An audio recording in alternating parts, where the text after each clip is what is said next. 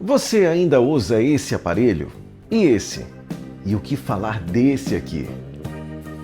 No Mundo de Fato de hoje te apresento a uma série de velharias que a gente deixou para trás, para o passado, mas de alguma forma a gente sente muita falta hoje no dia a dia. Seja muito bem-vindo a uma viagem para o passado, no tempo, a partir de agora, no Mundo de Fato.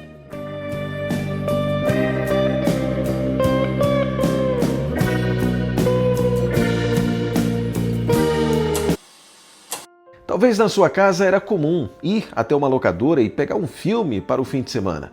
Era só ter uma grana para alugar o filme, pipoca, poltrona e, claro, o aparelho de DVD. Esse aparelho já foi considerado uma modernidade, principalmente por substituir as fitas, mas nem o DVD escapou da modernização. Os aparelhos de DVDs não desapareceram drasticamente ou instantaneamente. Na verdade, eles foram desaparecendo aos poucos e a culpada disso, pois é, a Netflix. Os streamings ocuparam um lugar intenso e estratégico no dia a dia, não só dos brasileiros, mas também de todo mundo, de todos os países que antes usavam esse aparelho e que agora, tá ali ó, na tela do celular, na televisão, na Smart TV, a possibilidade de ter toda a locadora na sala, dentro da sua casa. No final dos anos 2000 e início de 2010, a ascensão dos serviços de streaming, como falei agora há pouco, Netflix e YouTube, e a melhoria das telas e dos dispositivos de celular, gente, fizeram com que os DVDs se tornassem obsoletos. O efeito do streaming foi tão forte que, antigamente, não sei se você lembra, os notebooks eles vinham com o espaço do DVD. Lembra disso? Pois então, depois de 2010 a 2015, muitos fabricantes de notebooks simplesmente retiraram essa tecnologia dos computadores, por entenderem que as pessoas não estavam mais procurando o DVD, seja para colocar no aparelho em casa ou para colocar no notebook, no computador, porque todo mundo agora acessava a internet, YouTube, Netflix para assistir o seu filme preferido.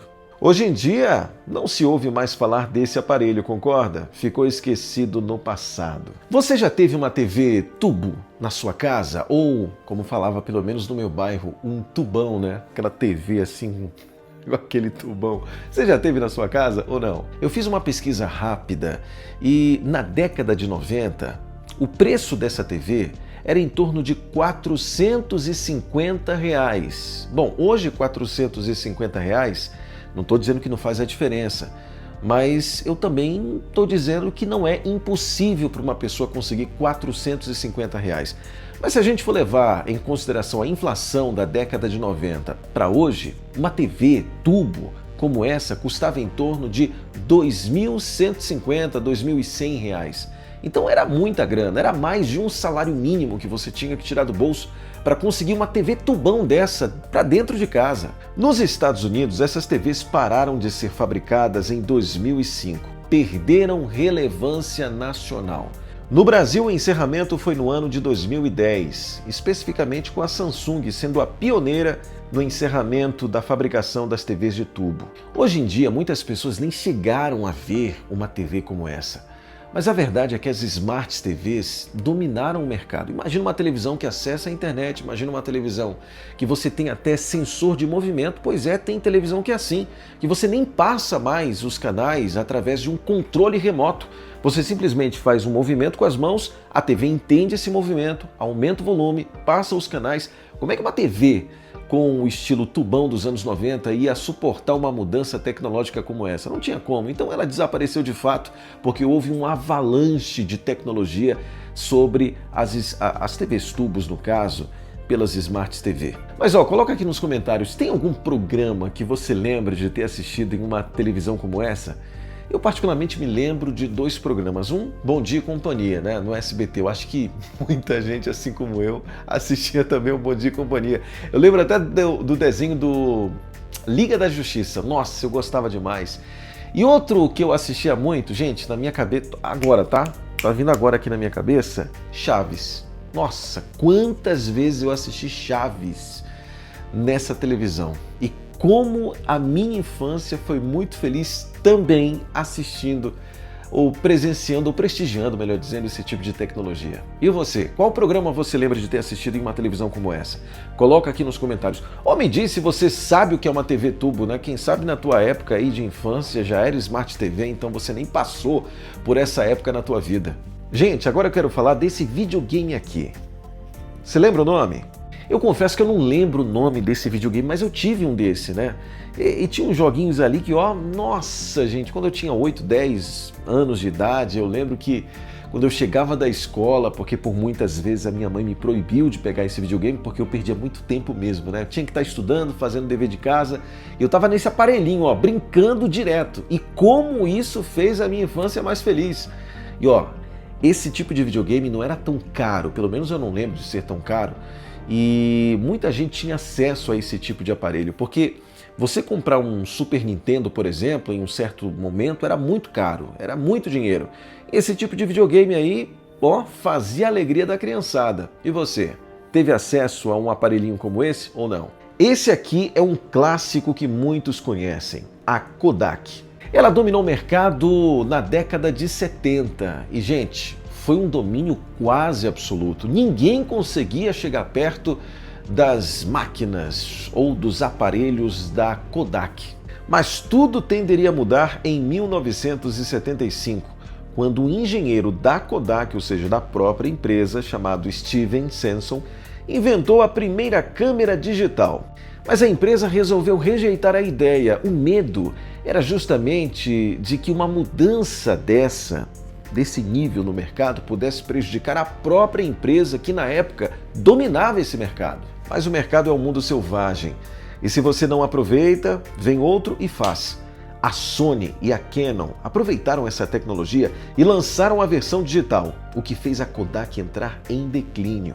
Ela até tentou correr atrás do prejuízo, lançar uma versão digital sem qualquer tipo de estratégia de mercado, mas não deu certo. A verdade é que a Kodak, que dominou o mercado, e eu confesso, eu lembro muito bem, ela acabou quebrando.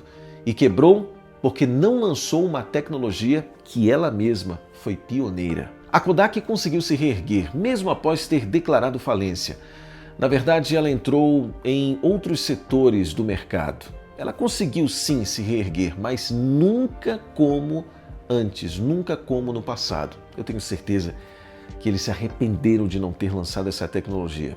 Talvez hoje a maioria dos fotógrafos profissionais não estariam usando Canon, Sony, talvez estariam usando hoje Kodak, assim como era na década de 60, 70. Mas ó, outra tecnologia que a gente deixou para trás é o telefone fixo. Já teve um na sua casa? Bom, já adianto que era muito caro um telefone fixo. Pelo menos por um momento da história era muito caro você ter um. Telefone celular nem se fala. Mas foi muito importante para a comunicação. E você, teve um em casa ou não? Eu lembro inclusive que alguns cadastros que a gente tinha que fazer era obrigado a colocar o telefone fixo. Gente, era uma loucura, imagina! Eu não tinha telefone fixo em casa, mas era obrigado a colocar um telefone fixo. Eu não sei se você já fez isso, mas muitas vezes eu colocava o meu celular e repetia o celular na área do telefone fixo, porque senão eu não ia completar o cadastro. O telefone fixo não se perdeu completamente. Até hoje ainda existe, mas perdeu a sua relevância. Tudo isso porque os aparelhos celulares se tornaram super acessíveis, tanto para quem tem dinheiro, obviamente, quanto para quem tem pouco recurso financeiro. Os aparelhos e também os planos das operadoras de telefonia fizeram com que o telefone fixo não tivesse tanta relevância assim. Não estou dizendo que desapareceu. Tem muitas empresas que ainda trabalham com o telefone fixo, mas como uma opção de ter à disposição, mas não que isso seja essencial para o trabalho do dia a dia.